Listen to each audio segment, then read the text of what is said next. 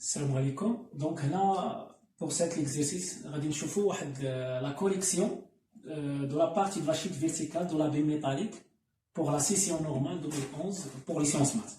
Alors là, donc le but de l'objectif de cet exercice est l'étude de la chute verticale d'une baie métallique dans deux milieux différents, c'est l'air et un liquide visqueux. Alors, donc on a comme la partie 1, donc on a l'étude du mouvement de la baie dans l'air. Alors, donc on a, d'après les données, on modélise l'action de l'air sur la baie au cours de sa chute par une force verticale R d'intensité R constante. On néglige le rayon de la baie devant la hauteur H. Ok? Donc, on a comme question 1.1, donc par l'application de la deuxième loi de Newton, exprimer R en fonction de V, le volume de la baie, rho 1, la masse volumique de la baie, G, l'intensité de pesanteur, VA, la vitesse et l'instant T1. Alors, donc, on a la baie en chute verticale dans l'air, on a deux forces. On a la force B, donc on a, c'est le poids, B, le poids, et on a R, donc c'est l'action de l'air. Il est vertical d'après le donné, donc on a l'action de l'air. Donc en appliquant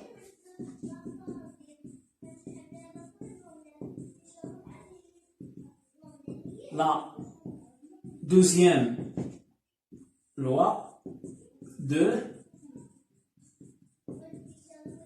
Newton. Alors, donc, la somme des forces, donc P plus R, est égale à M fois A fois H. Donc, on a par projection de cette relation sur un axe, sur l'axe OX, donc on prend O l'origine de repère, donc vers le bas, le mouvement, donc on a O, on a sur la vecteur unitaire.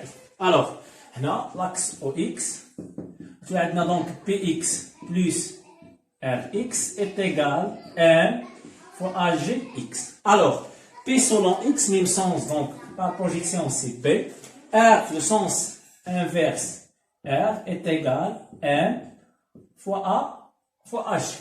Alors, ce qui fait R est égal P c'est M G moins M fois A G. On factorise par M, facteur G moins A G. C'est R en fonction des ρ et V. Donc M là, la masse volumique c'est ρ 1. Et là, on a la masse de la baie. Peut-être la masse de la baie كتساوي la masse volumique ρ de la baie fois le volume de la baie G au AG. Donc est égal. Il est d'après la courbe dans l'air, on a le mouvement uniformément variable.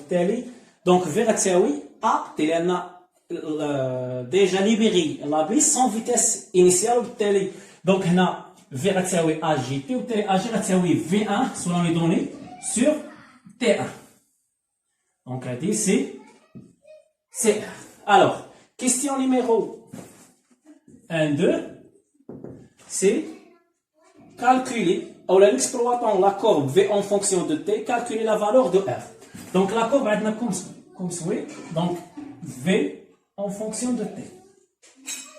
Maintenant, pour la partie, la courbe linéaire, après, عندنا exponentielle. Donc هنا في هذه la partie حنا dans tous les cas راه عندنا la partie de la baie عندنا dans deux milieux différents. Donc هذا غادي يكون في الميليو de l'air لان غتكون عندنا الموفمون uniformément varie. par contre ملي غتكون عندنا في الليكيد فيسكو غتولي عندنا الموفمون غيولي عندنا الفونكسيون عندنا exponentielle. Donc هنا مادام عندي هذه الفونكسيون هذه اوتوماتيكمون فونكسيون لينيير. Donc هنا V en fonction de T, le coefficient directeur, ça représente l'accélération. Alors, Donc R est égal, rho 1, d'après les données, c'est 2, 70 fois 10 à la puissance 3, ok, kilogramme mètre cube, fois le volume de la vie des rois, 4,20 10 moins 6, facteur J sur 9,8 mètres secondes moins 1, moins V1. Donc V1 va me chier donc on dit 0. D'après la courbe, on a 3, on a 0,35. Alors, c'est 3 sur 0,35. Donc on trouve à la fin, comme application par calculatrice, R est égal, donc 13,92 10 moins 3